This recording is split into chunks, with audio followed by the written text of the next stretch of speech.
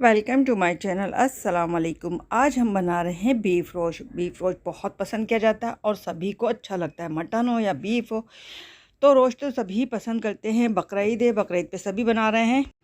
ये खाने में जितना मज़ेदार लगता है, दिखने में भी उतना ही अच्छी रेसिपी है, तो दिल चाहता है कि इसको खाया जाए। तो बहुत मज़ेदार रेसिपी है और जल्दी पकने वाली है, कोई इसमें मेहनत नहीं है। बस आप एक बार इसको तैयार करके चूल्हे पर रख दें और ये ख़ुद पकती रहेगी। तो बस उसके बाद आपको कुछ नहीं करना, सिर्फ खाना है। बहुत ही मज़ेदार रेसिपी है। चलें फिर शुरू करते हैं रेसिपी को। तो सबसे पहले हमने गोश्त ले लिया। गोश्त हमने फ़ैट वाला लिया है और बोन वाला, क्योंकि इससे इसका फ्लेवर बहुत अच्छा आएगा।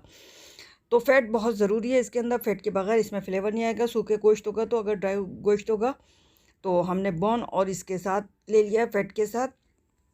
और इसमें अपना कोई ऑयल और घी वगैरह कुछ नहीं जाएगा। इसका अपना जो ओरिजिनल है जायका वो आना चाहिए। तो नमक ले लिया हमने 1 टीस्पून भरकर। आप अपने टेस्ट के हिसाब से ले लें जितना गोश्त आप ले रहे हैं।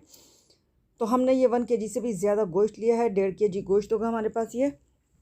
और बड़े बड़े पीस रखे हैं। अदरक लहसुन का मैं पानी डाल रही हूँ इसमें, ताकि नमक और ये अच्छा सा लगा लूँ, अंदर तक चला जाए।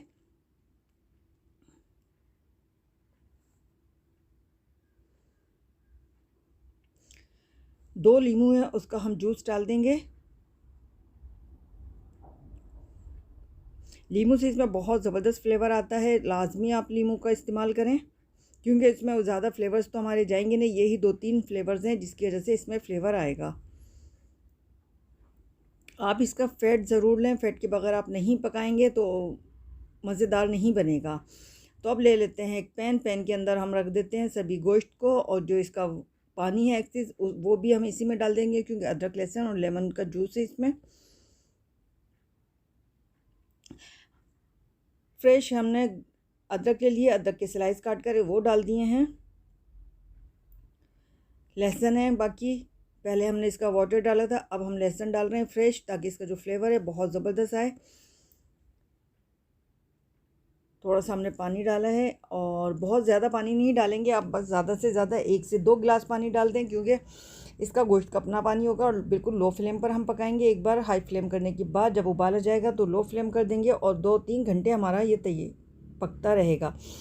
तो ये हम प्रेशर कुकर के स्टाइल में पका रहे हैं, क्यों इस तरह से देखिए मैंने एक ये साइड छोड़ दिया। इससे जो प्रेशर कुकर की एयर निकलती है, इसी तरह इसमें से निकलेगी। ये प्रेशर कुकर का काम करेगा। 3 घंटे के लिए रख देते हैं। मिलते हैं 3 घंटे के बाद।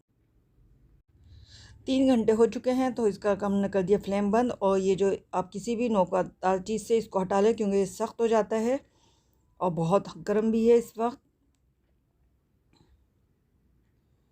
तो जी हमारा माशाल्लाह से खुल चुका है ये, और ये देखें कितना अच्छा सा पक चुका है। इसको हम रिमूव कर देंगे जो हमने आटे को लगाया था।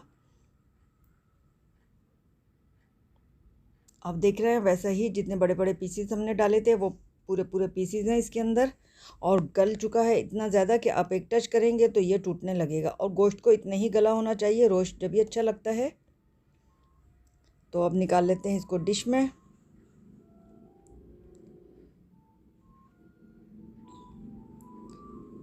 अब इसको दावत में बनाएं या वैसे बनाएं, घर में बनाएं, बहुत ही मज़ेदार रेसिपी है। तो ज़रूर आप इसको ट्राई करें। और बहुत से लोग इसके अंदर आलू टमाटर वगैरह डालते हैं, अगर आप चाहें तो वो उसका भी इस्तेमाल कर सकते हैं। तो आप देखें कितना अच्छा सा हमारा ये बहुत ज़्यादा गल चुका है, और गोश्त जितना गला हुआ होगा और ये उतना ही अच्छा लगेगा। तो कि एक टच पे ये टूट जाए। इसका जो फ्लेवर है यखनी का वो बहुत ही मज़ेदार आया है, क्योंकि इसमें लेमन भी है और अदरक लहसुन का जो फ्लेवर है बहुत ज़बरदस्त है। तो आप इसको ज़रूर बनाएं, ट्राई करें और फ़ीडबैक ज़रूर दिया करें। अगर आप मेरे चैनल पर नए हैं तो मेरे चैनल को लाइक करें, सब्सक्राइब करें, शेयर करें। मिलेंगे फिर किसी और अच्छी बेहतरीन रेसिपी के साथ। अपना बहुत सा ख्याल रखिएगा। अल्लाह हाफिज़।